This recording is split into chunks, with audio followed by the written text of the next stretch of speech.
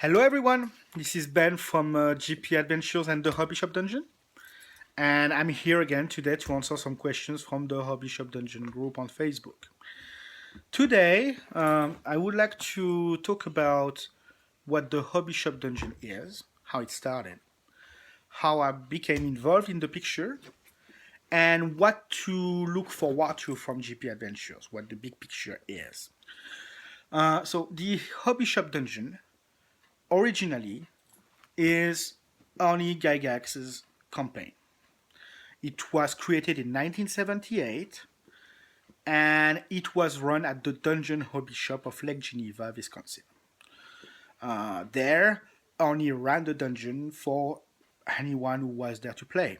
So that would include either people from the store, customers, obviously, including sellers that were coming to buy a product from TSR, and many different types of people. So it was run there for a number of years. And then later, Arnie went on with like using the dungeon at the Game Guild of Margaret Weiss and Steve Perrin, and went on to run the dungeon in conventions at home, like with regular groups and so on. So I became involved in the picture 3 years ago. That was around the time that TSR, the new TSR that publishes Gygax magazine, got created. And at the time, I was writing a number of things on the internet, to help gamers. Most notably, a series of advice to build a mega dungeon, to build a big dungeon of the style of Lake Geneva, right? And I was doing some maps and so on for that how-to series of posts. And Arnie saw that, right?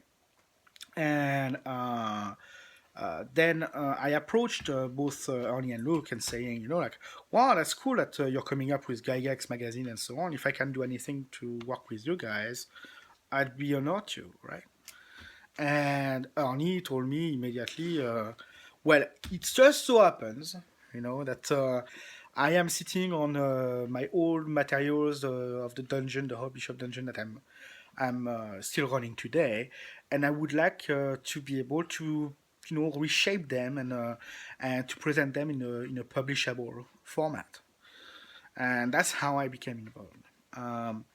So we started working on it immediately. We became partners 50-50 from the get-go. Arnie was so gracious from the start.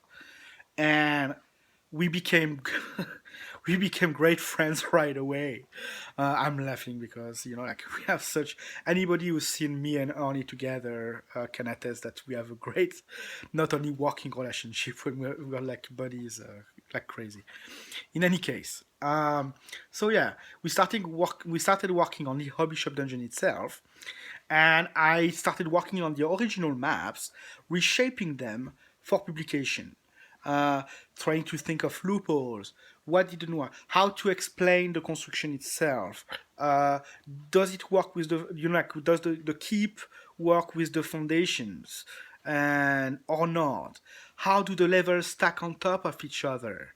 And is everything fitting right on the third dimension, and so on.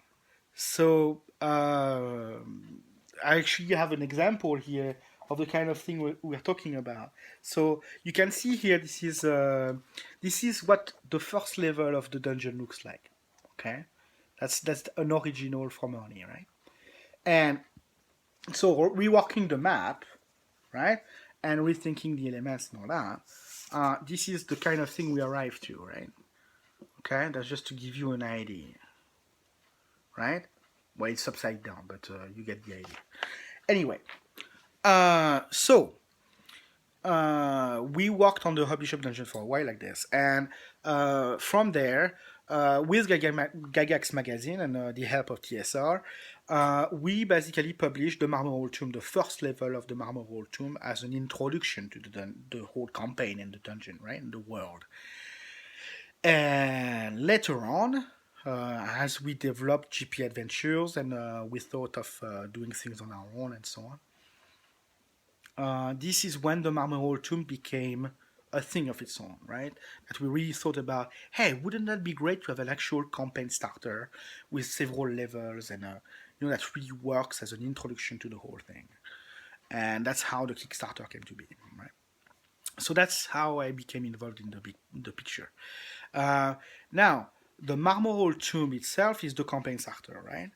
And it works. It can work as its own big dungeon in the old Lake Geneva tradition. You know, the kind of dungeon you can't clean up in one go. That you can play with one session, one expedition to the dungeon, back and forth to and from the village, right? Um, and from there, what you're gonna see in the future is that we're gonna add elements to the world around, right? And that's going to start with the Hub Bishop dungeon itself, which is another dungeon close to the Marmoral Tomb called Nestor's Folly, which is alluded to in the Marmoral Tomb. Actually, the design of the Marmoral Tomb reflects the Hub Bishop dungeon itself. They're supposed to work kind of together, but mirror each other, but not in a way that's very obvious, right? In a rather subtle ways. And once we start doing that, unfolding the Hub Bishop dungeon itself, we're gonna start unfolding the world, right? The Dunsmere, and what it is, and the different shades of the earth, which are like different dimensions of the material plane on top of each other that can blend into each other under the influence of chaos. We're gonna unfold the Hub Bishop Dungeon Part 2, which is really the depth of the dungeon, the more chaotic parts of the dungeon. Then after that, the haunted halls of the Big Arcane, and more modules besides that, right? So we're gonna describe, including perhaps a description of the city of Villanor, the big city that's close by, uh, and we're gonna develop the world and the adventure settings from there. So that's what you can expect in the future from GP Adventures. I just would like to give a shout out to everybody at the group and beyond, all the fans who've been very kind when Arnie today talked about the pneumonia he's caught, and everybody, like all the well wishes and good thoughts. That was really awesome. So thank you everybody for that.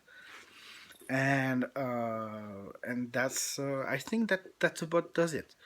So if you have more questions from that standpoint, or you want to know more, there's something that you would like some, perhaps even a second video about or whatnot, just don't hesitate. Let me know, and I'll be glad to do it.